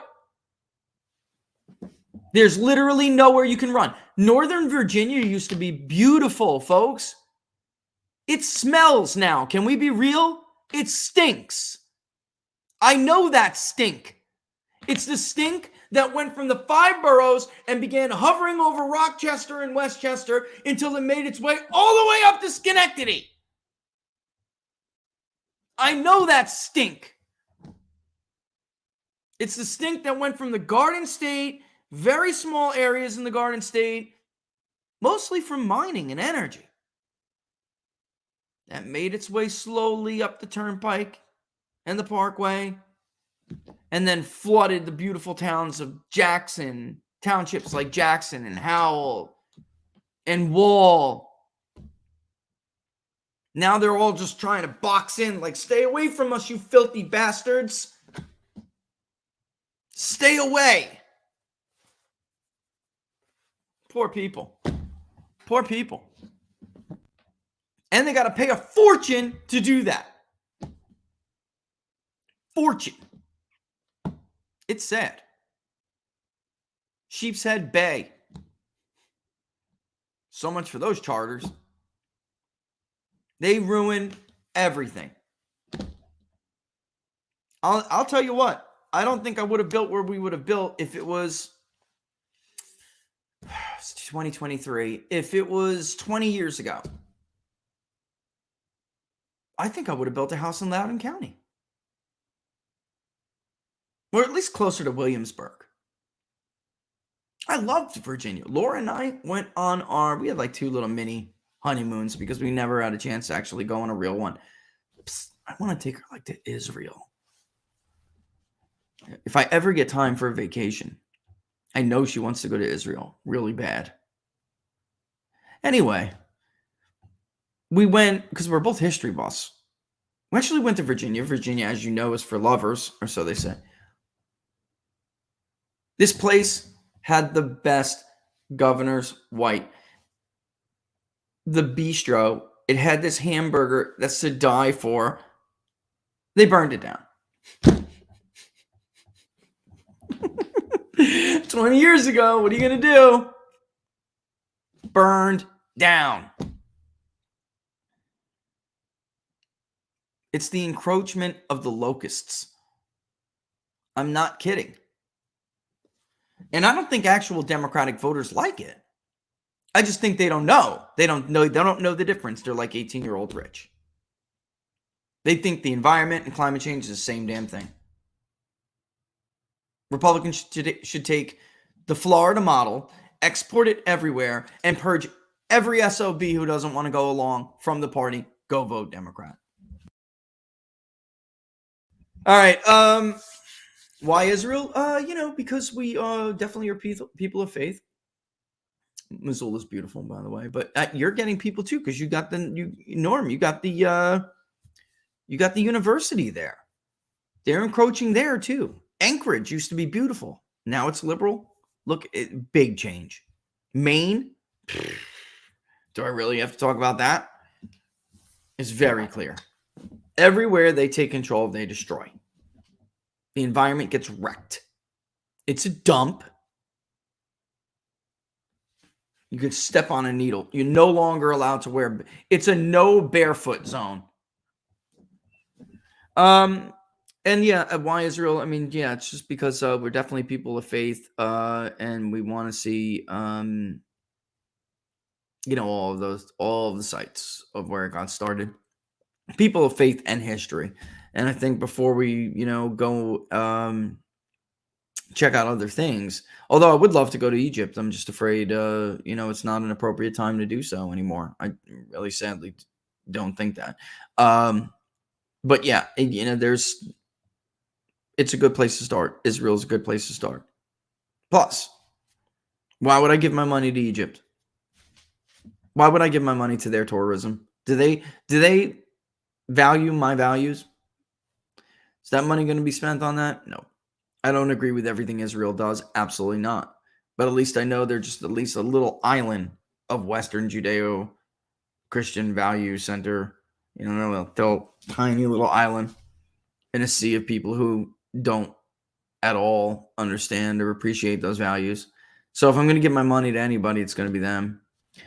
You know, and I, of course, want to do the Europe thing. It's just, I think Israel's probably, she wants that, but also I think it's just the best place to start. But it's all a pipe dream as of now because I never get enough time to go do it. I never get enough time to do it. All right, it's 2:02. Little Berkeley, you call Missoula? Exactly. And I sadly have to tell you, Norm, that one of my best friends as a child went there for college as well. I mean, working class, Italian, Polish mix, very much like me. Now is basically a socialist social worker. 9 years of something, 9 years of college. Completely eradicated his memories of the 80s. You know, it's amazing. But some people rebel. Like, you know, I wasn't raised in I was definitely raised Roman Catholic. I was baptized Greek Orthodox, but raised Roman Catholic. But my family they weren't super. My grandmother was a devout Catholic, but there was a difference in our communities in New York and people who were part of the Exodus to New Jersey. You know what I'm talking about. It was like everyone was Catholic, right? But then there was like Catholic, like you're going to Catholic school. It's CCD for you if you're going to a public school, but it's CCD for you and you're going to do your confirmation and everything. You know, people know what I'm talking about. But then there's Catholic, where you're going to Saint wherever. And, maybe there's some kind of visceral reaction among certain people to that. But nice and privileged. More privileged than most. Forgetting the roots. Yeah, but Darn Snyder's right. I mean, honestly, it's a Republican's own damn fault.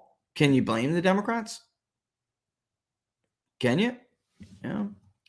What is the political breakdown of the yearly movers to Texas? What year, Evan? We could go over that. We could talk about that on Friday if you want. We could start taking a look at all these states where there are a big deal with recent movers. And we can actually look at that and see and go over it. That's a good question. You mean from last couple of years? Sometimes you got to block them up. I would say from I would do them in 2-year intervals, like from 2022 to 2020, 2020 to 2018, 2018 to 2016. And then, over time, you'll see a pattern with bigger. Well, what about from 2022 going back to 12 since Obama or something? We could do it like that.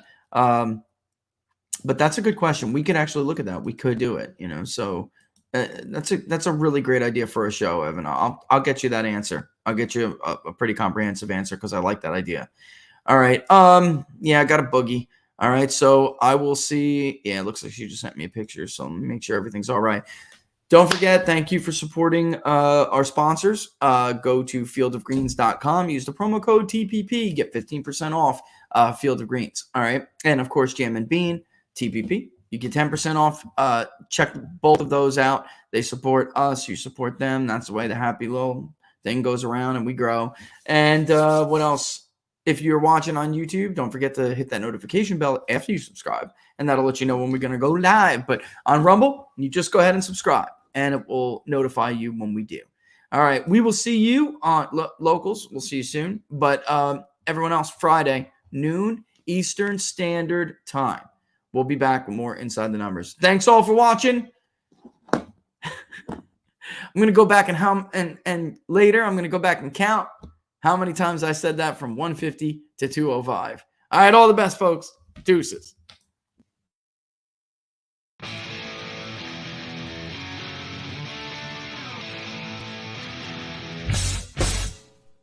How much you wanna up it, that I can get you back inside your head, before the summer ends and spread a little love, just for a little fun. I'll make you come back to me before the rise of every sun. Baby, it's meant to be, I know you got a man, but he don't understand. You're gonna be a heartbreaker. You're such a love taker. So just suck me in and you can toss me like a cigarette. Decide it's all